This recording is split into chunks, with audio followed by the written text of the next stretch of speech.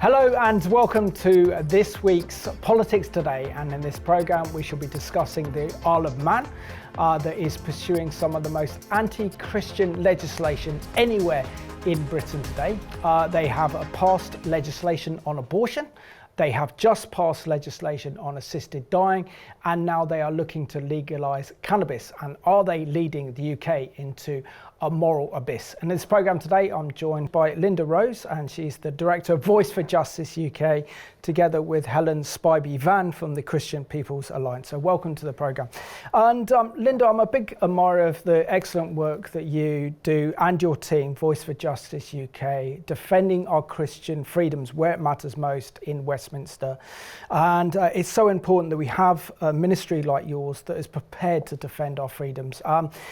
Give us an update, please, on some of the activities of Voice for Justice UK, but also how our viewers can support your vital ministry, because by supporting you, you are supporting us in defending our Christian freedoms.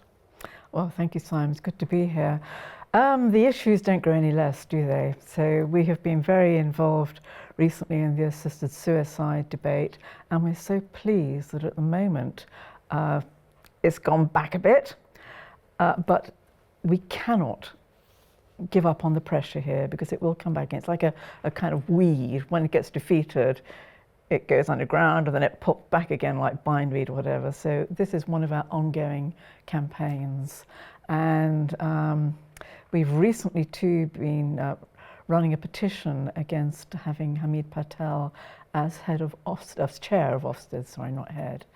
And again, we are quite worried at the way that regulation of English schools can be given over into the hands of someone who is part of a religious minority that has a very proselytizing attitude. So we are campaigning to have a more balanced representation within government. And of course we're doing a lot of work with CDAC still, which is coming up towards we're looking to draw that to a close in October, and we'll then be putting a formal report into Parliament. Of course, that's about the increasing discrimination against Christians in this country. And there's lots more that we're doing as well, but we're very, very busy. We are always incredibly grateful for the support and backing of people who do join our campaigns and help us. And we've had a bit of a bumpy ride recently, especially on the financial side, but we're trusting God to bring us through that and to provide. But we are so grateful for the support and the encouragement that we get from people, because it's vital that we do maintain Christian values, Christian belief in this country. So that's what we're working towards, that's what we're fighting towards. Excellent, and you guys are on the cutting edge of that. That's why you need our love and support. So thank you. And good to see you back on the programme, Helen. Do you want to give us an update on the important work that you're doing with the Christian People's Alliance, and also the important work that you do in really standing up for the unborn? Yeah, thank you so much, Simon. Well, there's always something exciting happening with Christian People's Alliance. We've got heroic candidate Ashley Dickinson, who's standing in Sutton Central, and he's standing up for family values and parental rights. Plus, he's been doing a lot of work locally serving the community with petitioning for more safer road crossings, and also keeping ticket offices open. And so far, that's working out well. In terms of the advocacy that I do, occasionally we do get somebody who changes their mind, and supporting those women, sometimes it can be up against the social care, and there really seems to be a real drive to sort of separate vulnerable mums and babes, and it's something that we just need to continue to pray into. Excellent.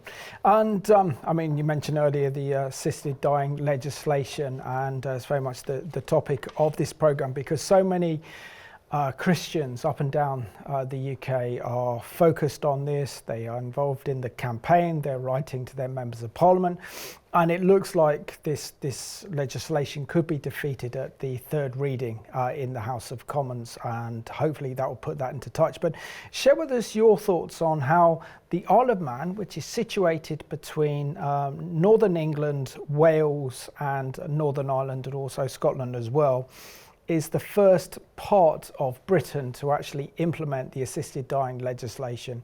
And it's very much come up to our radar. So share with us how this could set a dangerous precedent for the rest of the UK. Well, as you say, it's a very small island, isn't it? And it reminds me a little bit about, you know, when you damage an insignificant part of your anatomy, like a toe or something, it can cause so much pain and disrupt the walking and everything else. And I kind of fear that that is what might happen with the Isle of Man, which is so small. Seemingly, if they will forgive my saying this, you know, in political terms, it's insignificant. But actually the effect of this could be quite profound. And it worries me so much because this is such a dangerous precedent. It weaves an expectation into national life that is profoundly destabilising and that devalues the importance of life. And what really worries me about the Isle of Man legislation is that it's a blanket bill. It's just, I think it has 5 things that have to be satisfied for people to have assisted dying, which is very broad. Like you have to be over 18, you have to be a resident for 5 years, registered with a GP, 2 GPs have to sign you off. But there are no safeguards. And as we know from everywhere, every jurisdiction where assisted dying has been brought in, it very quickly expands. So it gets even down to children and people with mental health issues, even if that's just sort of anorexia or autism, they too are being made subject to assisted dying, euthanasia. So what is the Isle of Man opening itself up to? It's actually, at its extreme, what we're looking at is the culling of those we deem useless and not of value to society. And that's terrible, because every human being deserves respect, compassion and care right up to the moment of their natural life. So I fear the influence of this decision, and I just hope that we can be more effective in resisting this. And Helen, give us your thoughts on the Isle of Man legislators who are representing just over 84,000 people on the island, being the first part of Britain to vote for the assisted dying that has now become law over the island. Yeah, well, do you know what? I couldn't help but notice that Allinson, who's been driving this, the MP, is a doctor himself. So you can imagine how persuasive that would be to the ordinary person. But actually he's not very representative of the medical profession in general. So I thought it would be worth sharing some statistics. So for example, there's the British Medical Association, which has been moving a bit more towards being neutral as opposed to previously being against assisted dying. Now it's become more neutral, but that's a little bit different from the Royal College of General Practitioners. They recently voted, I think it could have even been this month or last month, and they voted, the result was 39% said that the Royal College of GPs should oppose assisted dying being made legal. 61% said it should be neutral, remain neutral, and 0 voted in favour of assisted dying, 0, and 0 abstained. So I thought that was quite revealing. Now, as a young person, I actually had a friend of a friend, so I have a personal testimony really. This friend of a friend, when I was not when I was a teenager, more of a young person, they decided between themselves, because his brother was in pain, that this was something, an understanding that they had. He killed his brother. He actually was sentenced to prison, but on appeal, he was let off under compassionate grounds. So what this says is that there's already capacity in the law to accommodate compassionate grounds, and really that's the way it should be, because you recognise that when somebody takes a life, they themselves lose their life, they go to prison. But if there's compassionate grounds, then there's a bit of wiggle room. And the direction of travel we're going in is completely going to unpick what is actually very stable and just regulation. Don't recommend that though. And Lynda, isn't there a great danger here, particularly with the Isle of Man being the first part of Britain to actually introduce into law the assisted dying legislation, that other places across the UK, maybe the Scottish Parliament in Holyrood, or the Welsh Assembly in Cardiff, or even possibly the London Assembly, could adopt this as practice? So instead of this bill, which looks like it probably will be defeated in Parliament and won't go nationwide, could find itself metamorphosizing into other areas of the nation to try and get it implemented? I think that has to be a very real danger, Simon. And again, I think we just have to redouble our efforts, because, I mean, we already know that in end-of-life care across the UK, there is abuse, and that people are being inappropriately and prematurely put on end-of-life care packages that bring about death. And if this legislation becomes enshrined in various parts of the UK, it will encourage that. So we need to somehow stand against it. Yes, in Scotland at the moment, they are introducing their own bill, and I would hope that they will bring out the arguments against that to value life. It could go either way up there at the moment. And again, in Jersey, we know that that too is going through. And in Guernsey too, I believe, isn't it? Guernsey had a vote, I think, back in 2018, but they approved it. They rejected it. It was rejected, Yep. yes. Well, again, I think this is just something that we have to be very vigilant about, and we have to campaign in these areas, because it will be allowing something into our society that is hugely detrimental if this gets a foothold. It will make incredible suspicion of people going to their doctors. It will put doctors in a terrible position, because doctors become doctors by and large, I believe, because they want to save life and help. Helen, share with us your concerns as well, because clearly this is a change of tactic on behalf of those who are advocating the assisted dying agenda. So the fact is, they know that they could be failing going through Westminster. They've decided obviously then to try the same thing in Scotland and other places. So the Sunday Times reported that the Liberal Democrat member of the Scottish Parliament, Liam MacArthur, it has introduced a bill that's been debated in Holyrood Committee to implement assisted dying. Laws have been proposed in Jersey in 2018, and there was a failed attempt to legalise assisted suicide in Guernsey, but that's nothing to stop the London Assembly or the Welsh Assembly from taking this up. I just share this how devious this is to try and get this implemented in the regions, because they know they can't do it in Westminster. Yeah, it is. It seems to be the direction of travel and the way those voices are taking us. And obviously, from our point of view, we have the revelation from God that this isn't good for the country. And every time they have a vote, it seems to come back with a little more traction than it did before. It's like the tide is coming in. In 2015 in Westminster, which was the last time we voted in the UK, I think it was rejected by 330 votes. But this time, just in November, it passed to the next level with the same number of votes for. So there's definitely a journey that's happening. Obviously, the Scottish vote, as you say, is just around the corner. We have to wait and see what the outcome is of that. But when they actually discuss the things in these parliaments, there's a lot of things that it doesn't engage. So, for example, although it does engage consent and capacity, the capacity is a very low standard. And even the Royal Society of Psychiatrists has said that this is just not going to be holistic enough.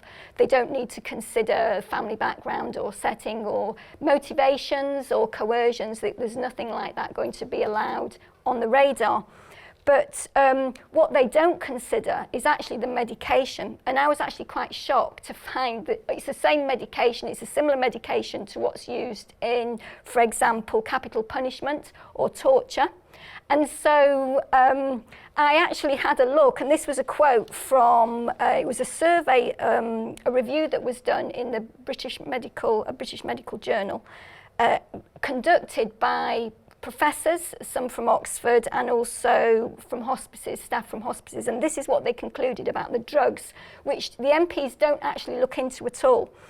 A wide variety of lethal drug combinations are used for people who want their life ended, and the prevalence of complications and failures in intentionally ending life suggests that assisted dying applicants are at risk of distressing deaths. No single or combination of drugs is agreed to be most effective for ending a human life. The drugs being used for assisted dying have not undergone stringent testing. The safety and effectiveness of lethal drugs is still largely unknown. So dying is not a good thing. There's no fast track to a sort of pleasant or pain-free, simple death. At the end of the day, we know as Christians that death is God's final enemy. It's not a good thing, and there's no shortcuts actually to dying. Absolutely. And Lynda, just share with us the impact this will have on palliative care, but also hospices that do an amazing job in looking after people at the end of life care, and how this could be disrupted now, not only in the Isle of Man, but also possibly in Scotland and other regions in the UK, if those who advocate for this barbaric legislation get their agenda, and if they don't get it through Westminster, they're obviously trying other means.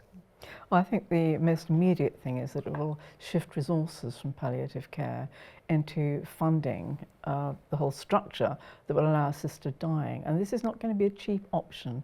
This will take up huge NHS resources to just look after this and fund it. It will also, I think, I've been very worried that there's a kind of perception in the country that everybody with a terminal illness is going to suffer unbearably. And this is the kind of the message that's going out. So more people are going to be opting to stop the process and wanting assisted dying. Now, as you've just said, we actually have a very, very good palliative care system in this country. And most medical conditions are actually managed so well by a palliative care specialist that there is such good medication these days. And a few, yes, well, there are a couple of conditions that are still very hard to look after, but they are so a small number. Most people actually, there can be very good pain management, and that time people will tell you that is so vital when they have a loved one going through that process. It is amazing how often people will say to you, I wouldn't have shortened that by 1 second. It was so valuable to have those last moments, and valuable too, I think, for the person undergoing the process to have those last moments. But of course, that's going to be cut short if it becomes the expectation that as you approach the end of life, you will be helped to depart from it. And that is going to put a lot of pressure onto people too who feel that they are a burden. How can they possibly use up these resources? How can they burden their family? So it's going to shift the whole perspective. So yes, palliative care will be hugely impacted if this goes through, when actually what we ought to be doing is putting more and more resources into palliative care and helping them build up the splendid system that they've already got. Absolutely, thank you.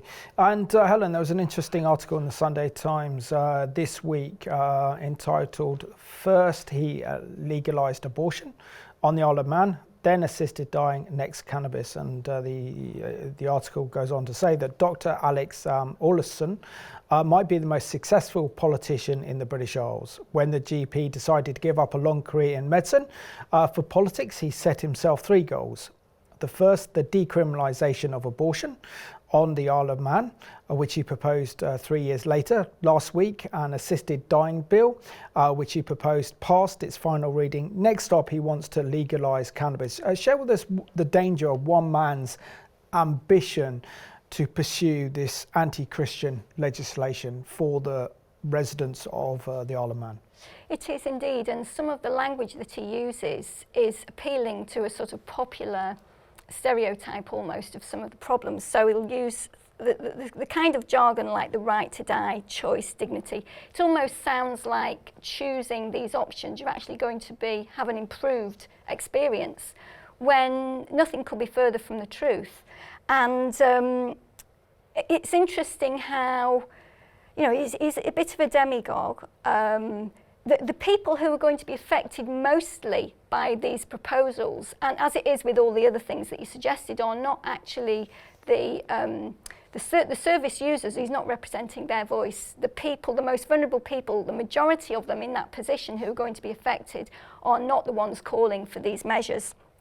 So I remember last year I attended an e-petition discussion in Parliament. It was in one of the committee rooms. There'd been two petitions set up, one they were arguing for pro-life, and the other was sort of more assisted suicide, the other was against it. So they actually both got about the same number of signatures, but the against assisted dying got slightly more. But you can see there is a balance there on both sides. Now, one of the things that was highlighted in this discussion was that in Oregon, since 2015, over 50% who applied for assisted dying cited the reason was that they felt like they were a burden. Now, this is the thing, many vulnerable people in this position feel like they're a burden. So we know as Christians that life is sacred. We have that revelation. We see the sanctity of life all around us, and we know that part of our remit as being made in God's image is to care for other people. Now, we have this revelation. The people that are advocating for assisted death, they don't understand that from the same perspective as we do. I was reminded about this when I was a carer for my dad, and so I do understand what it's like to be a relative. I was there with my dad when he passed away. And the GP that supported him was on the front lines of looking after him. He saw it every day, and he made some great recommendations. Isn't it amazing that God puts us all in families? And so when the children grow up, they can take care of their families. This is God's plan. And I would have been sad to think that if he would have gone for assisted dying, we would have all missed out so much, the preciousness of having him with us.